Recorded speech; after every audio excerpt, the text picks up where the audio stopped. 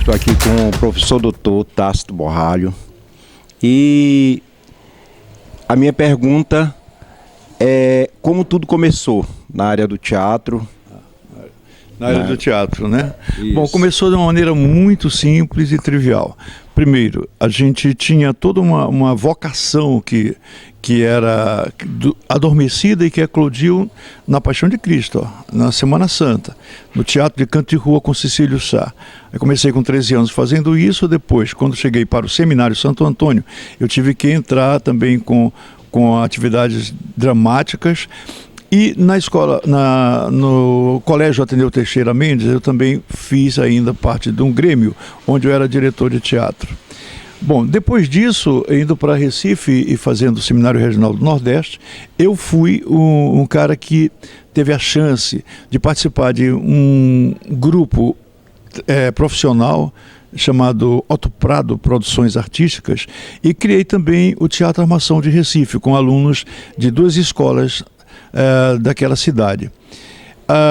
Depois disso, a gente trabalhava em Recife como o Grupo Armação, mas ao mesmo tempo, todas as férias que eu tinha, eu vinha para São Luís, e aqui nós tínhamos criado um grupo chamado Grupo Teatro de Férias do Maranhão.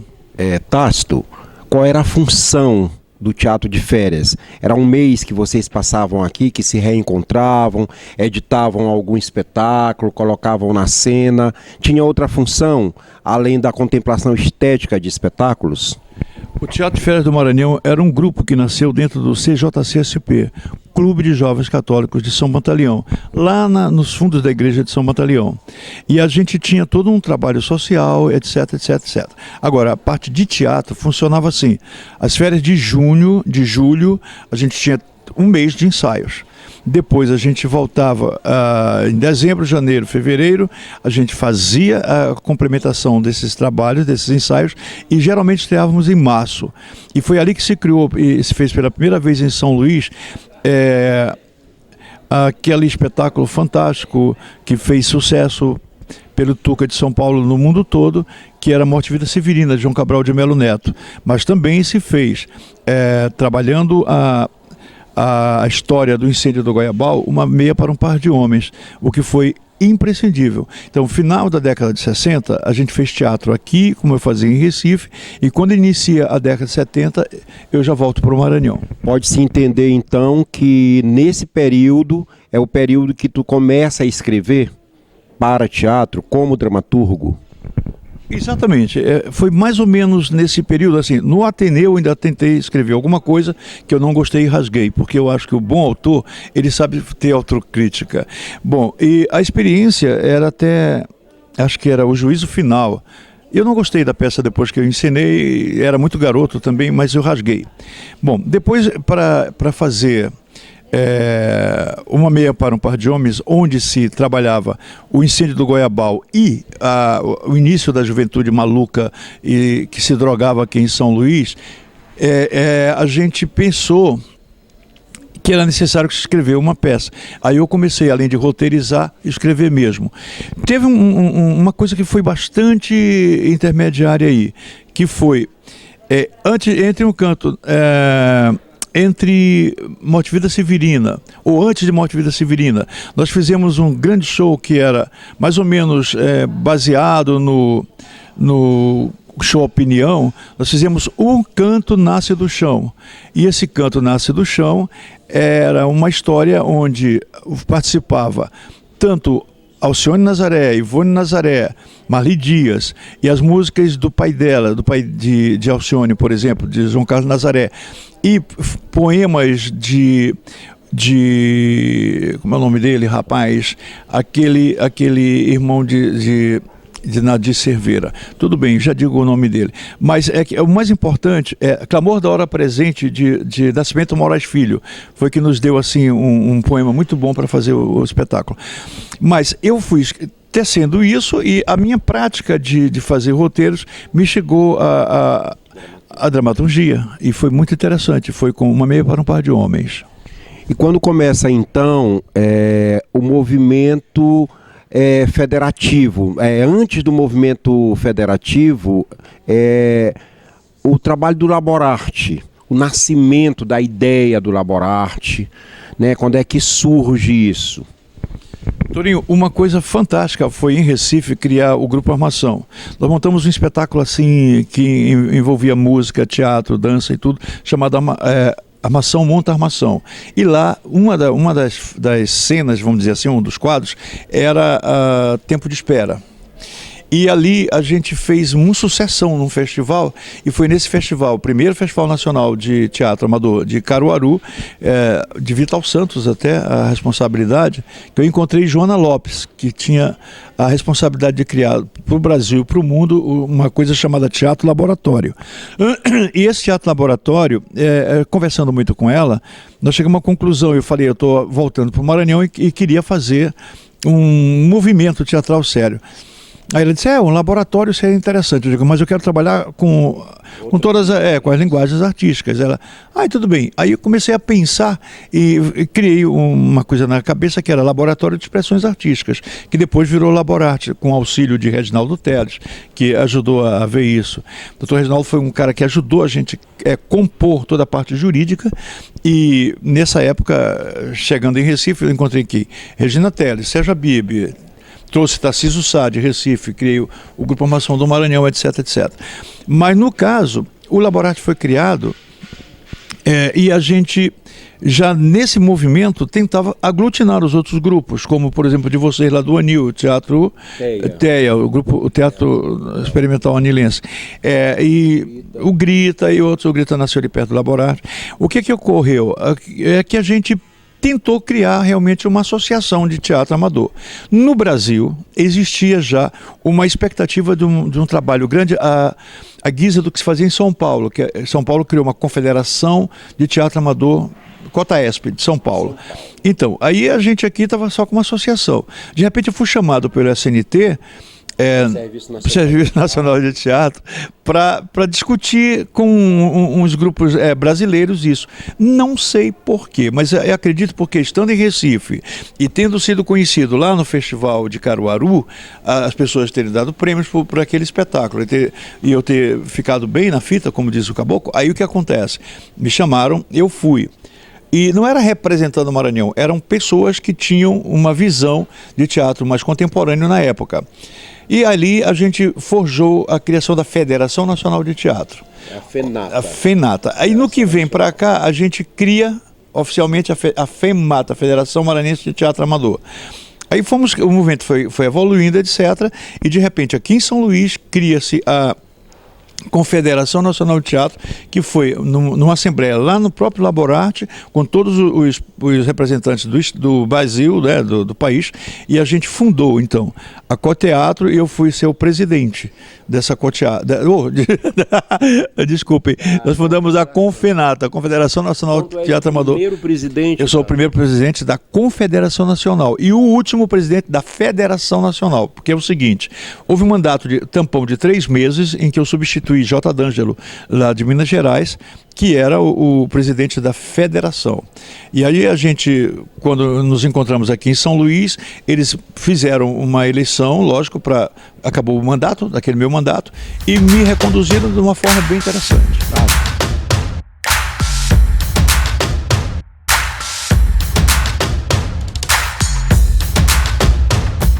Tácito, criou uma confusão na minha cabeça quando tu citou Tempo de Espera numa experiência lá em Recife. É o seguinte, lá em Recife, o trabalho que a gente fez dentro do espetáculo Armação Monta Armação foi um quadro chamado Espectrofúria, que depois nós fizemos aqui no Laborarte, foi um sucesso nacional, tivemos prêmios e tudo, e agora em 2014, se não me engano, a gente remontou já com a Coteatro. Mas antes de chegar na Coteatro, acho que a experiência das federações e confederações me levaram a um outro tipo de espaço, que foi a presidência da Associação Brasileira de Teatro de Bonecos, a BTB.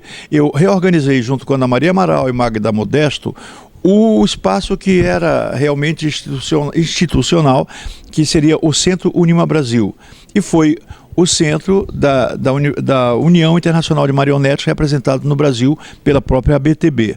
Foi um trabalho bastante duradouro e está continuando agora, mas Na verdade, a Associação Brasileira de Teatro de Bonecos não está mais com peso de Nordeste, ela está mais com peso de Sudeste e Sul.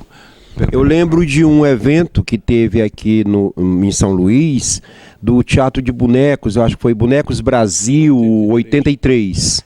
Quer falar um pouquinho sobre esse trabalho aqui? Foi legal porque foi um festival e um encontro quase não, internacional, mas envolvendo um pouco da França e América Latina, 3 países.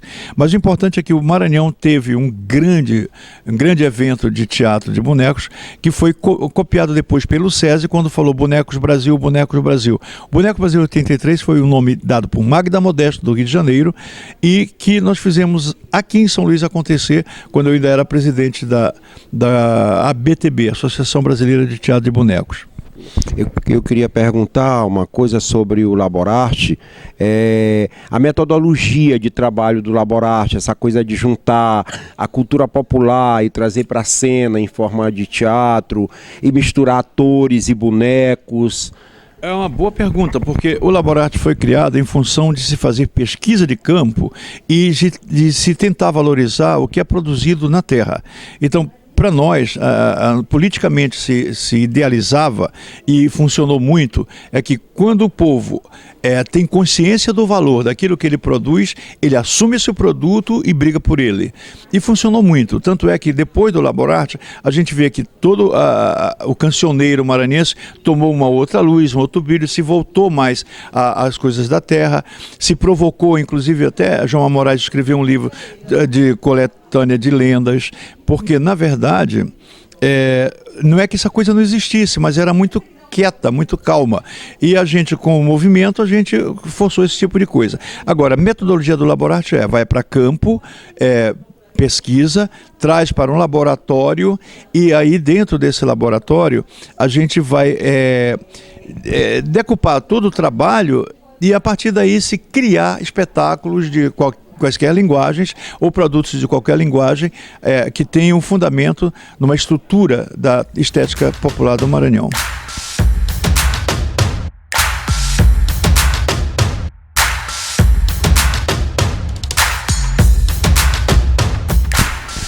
Tássio, eu gostaria que tu falasse sobre a retomada do movimento teatral depois de um hiato, depois de meados da década de 80 para o início da década de 90, teve um hiato na produção teatral do Estado. Mas teve uma retomada com a ideia de montagem do Édipo Rei, a montagem de um trabalho que saísse do âmbito amador e buscasse mais o âmbito profissional. Eu queria que tu falasse um pouco sobre essa retomada. É impossível a gente falar de profissional em São Luís, no Maranhão, se a gente estiver pensando isso como empresarial. Nós não fazemos um teatro profissional, no sentido de ser empresarial. Ele é um teatro amador, vamos dizer assim, porque se faz com amor e tudo, mas de uma qualidade que não deixa profissional nenhum botar banca. E o que aconteceu, na verdade, foi isso. Muita gente se perdeu. Houve um silêncio do poder público em financiar algumas produções, aí as coisas ficaram meio passadas. Então, da década de 70 até meados da década de 80, a coisa funcionava muito bem. Depois deu uma parada. E a gente retoma no final da década de 80 e de 90, 89, criou-se a Coteatro, fez-se o Édipo Rei, a gente viu que não precisava apenas ter um espaço público, mas um espaço público, vamos dizer, que fosse um lugar de fazer teatro mesmo, porque um prédio para esse fim, porque a gente poderia, em espaços alternativos, fazer coisa de boa qualidade. Nós provamos com o Sítio do Físico. E aí continuamos a trabalhar nessa linha. E junto a reboque disso, outros grupos foram se formando. A universidade fez um curso de teatro que é licenciatura, mas que aprova também o fazer tal, e cria-se o CACEM, aqui na própria Coteatro. E criou-se o CACEM, e o CACEM é hoje um estímulo a uma produção de teatro, pelo menos da interpretação, da formação de atores. Eu acho que hoje a gente está tentando retomar tudo isso. Há alguns equívocos, sim. Algumas pessoas acham que nós temos que copiar muito o que é do Sul ou o que é da Europa e tal, porque tem uma biografia mais extensa, né? Mais poupuda, e de repente a gente está preocupado com isso. Mas não pensem que o Maranhão vai ficar assim, ele vai devagarzinho voltando ao que se tem de teatro nosso. Eu queria uma fala final sobre estímulo à produção teatral, sobre inclusive essa questão dos equívocos, né?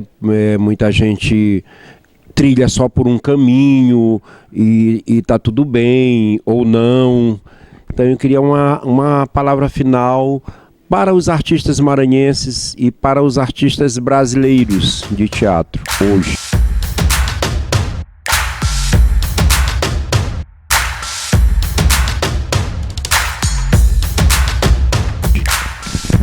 Rapaziada, é o seguinte, já dizia o velho Cecílio Sá, que depois o meu colega Faraé ajudou a repensar, e Aldo Leite também.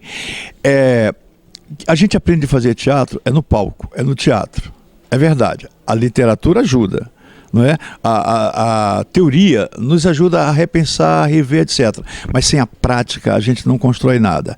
E tem um problema, sabe por que se chama aqui oficina de teatro, companhia oficina de teatro? Porque eu acredito, como todos esses meus mestres acreditavam, que se constrói espetáculo, tá? A gente não lê um texto e interpreta. Então não adianta o ator querer pensar que, como ele vai lá para a Globo, tem tudo pronto, ou ele vai para qualquer companhia empresarial, tem tudo pronto, e ele não faz, nem se mexe, até pintam a cara dele. Não, teatro não é isso.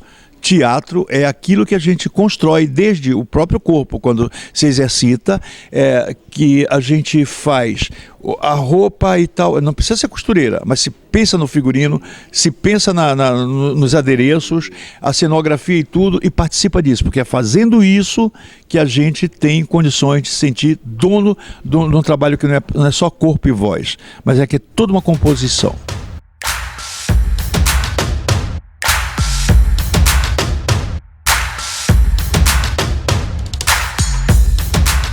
Tácito, no movimento de teatro federativo, ou mesmo após esse movimento, qual é a tua relação de trabalho na área de teatro com Aldo e Reinaldo Faraé?